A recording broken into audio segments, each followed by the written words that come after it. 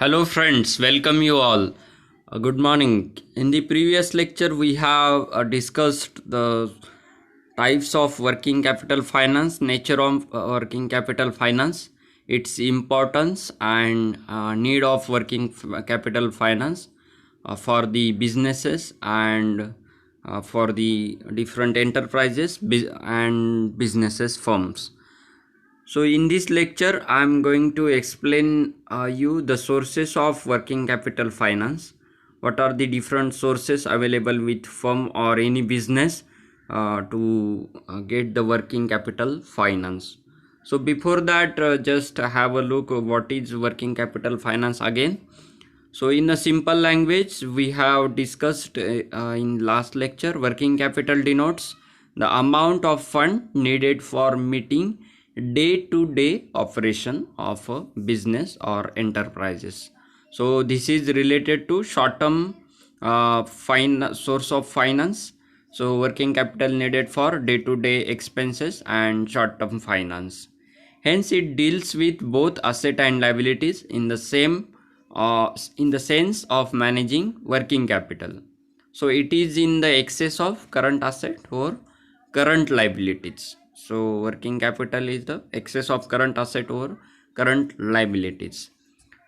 So let us discuss what are the sources available with enterprises for working capital finance. First is indigenous bankers. So indigenous bankers, you have learned in the first year that indigenous in the types of banker.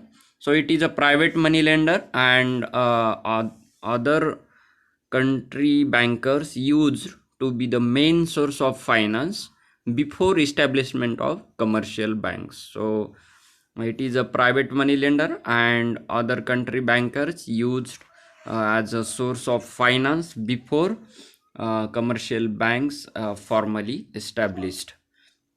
So indigenous banker. Second is trade credit. Trade credit arrangement of a firm with its supplier is an important source of short-term finance.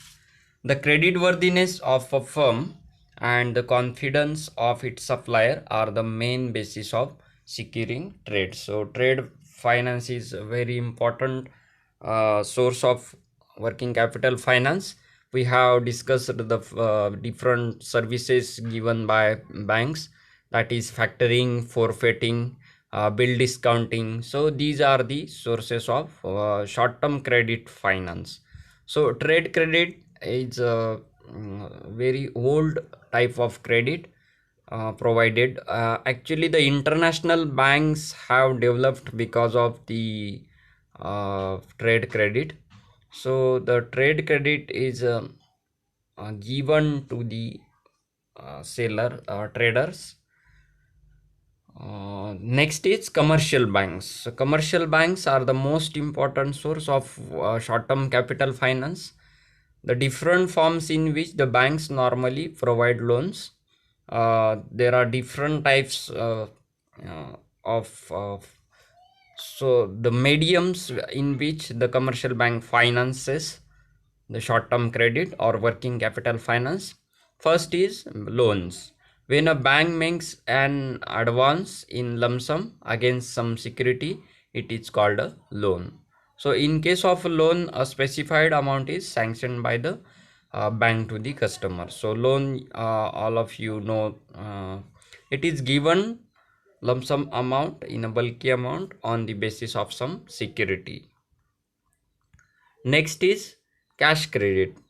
So cash credit is an arrangement by which a bank allows his customer to borrow money up to a certain limit against some tangible securities. It is given without tangible securities also. You know the credit cards. So on the basis of credit card, you can borrow up to the certain limit. So it is called cash credit.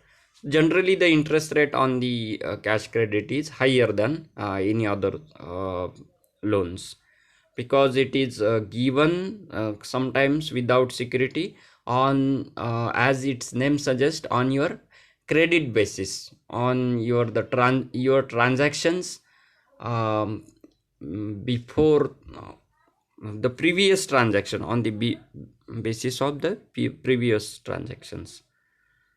Next is overdraft. Overdraft is an arrangement by which a current account holder is allowed to withdraw more than the balance to his credit up to a certain limit. So you know the overdraft facility. In the first year we have learned what is overdraft facility. Overdraft facility is the excess of amount the trader or the account holder can withdraw uh, or the what is balance available in his or her account. So it is a more than amount, withdrawable amount, uh, than what is balance available in his account. So it is a overdraft facility.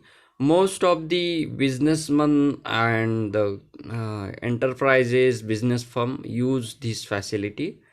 Generally the interest is charged on a daily or withdrawn balances. Means whatever the excess amount withdrawn by account holder as a overdraft, the interest rate charged according to that. The next is discounting of bill of exchange. It is a very popular and the used method of working capital finance. So it is a purchasing of discounting of bills of exchange is the most important form in which the banks lend money without any collateral security. So security is not taken here for advancing loans. Bill discounting is a very short term till 90 days around short term finance, and it is very much used by traders.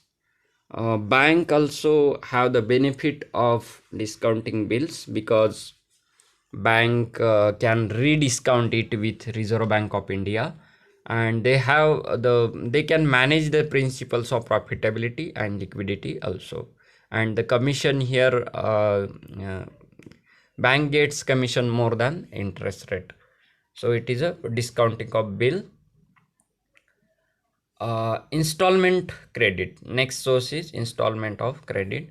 It is another method by which the possession or the ownership of good is taken immediately and the payment is made in installment over a predetermined period of time. So here the installment credit is all of you know the ownership of goods or services given uh, before the payment of that particular amount, and amount is paid in the installment. So it is called installment credit. So if machinery and the fixed capital given on the installment by bank to the business or firm, and then payment is made uh, as the business starts and business gets profits. Generally the installment credits have to pay more amount than what is the value, original value, because the all the interest rate and all things are combined together to charge installment credit. Next is advances. Some business houses get advances from the customers and the middlemen against order, and this source is a short-term source of finance. So advances is also the short-term medium of finance. So it is we can call it a source of working capital finance also. Next is factoring, account receivable credit. So it is, we have discussed it already, that the factoring is the another method of raising short-term finance is through account receivable or credit offered by commercial banks and factors. So factoring we have discussed, that is the trader, the exporter, sorry, importer or the buyer gives some documents of trade, and the seller or exporter can put these document with bank, that is we called it factor. In the international trade we called it forfeiter. So when the trade or document, that is invoice and other things, seller or exporter can put with bank and can get the finance, that is we called it factoring and forfeiting services. So this is another type of source, working capital finance source. Next is accrued expenses. Accrued expenses means the which have been incurred but not yet paid. These simply represent a liability that a firm has to pay services already received by it. Thus, all accrued expenses can be used as a source of short-term finance. Means accrued expenses means the advances taken by firm or business for providing or supplying goods and services in future. So it is a like a uh, advance for the next demand or to supply goods and services in future. So advance taken by firm or businesses to supply goods and services in future, so it is called accrued expenses. So it is can be a source of short term finance or working capital finance. Next is deferred income. Deferred income means the income received in advance before supplying services. They represent funds received by a firm for which it has to supply goods or services in future. So these funds increases the liquidity of firm and constitute an important source of short-term finance. So deferred incomes are the source of working capital finance. So it is a income received in advance before supplying services to the uh, next party by firm or business houses. Next is commercial paper. Commercial paper represent unsecured promissory notes issued by a firm to raise short-term finance. So commercial paper, it is a promissory note and it is like a negotiable instrument. Uh, it is a legal document, and on the basis of that, the firm can raise short-term finance by selling commercial paper to general public. Uh, so it is unsecured promissory note, but it is an important source to raise the short-term finance or working capital finance to the firm or business houses. Next is retained earning. Retained earning is the undistributed part of profit. Means the business firm or company have not yet distributed that particular profit to the shareholders. So this saved profit is called retained earnings. It is very economical because no interest payment is to be made on this type of retained earning. So interest is not burden on this type of return earning. So it is a profit of company or firm, but it is not distributed to the shareholders. It can be used as a source of short term finance before distributing this profit to the shareholders. Next is sale of capital asset. Another way of raising fund is the sale of firm's asset that are no longer needed.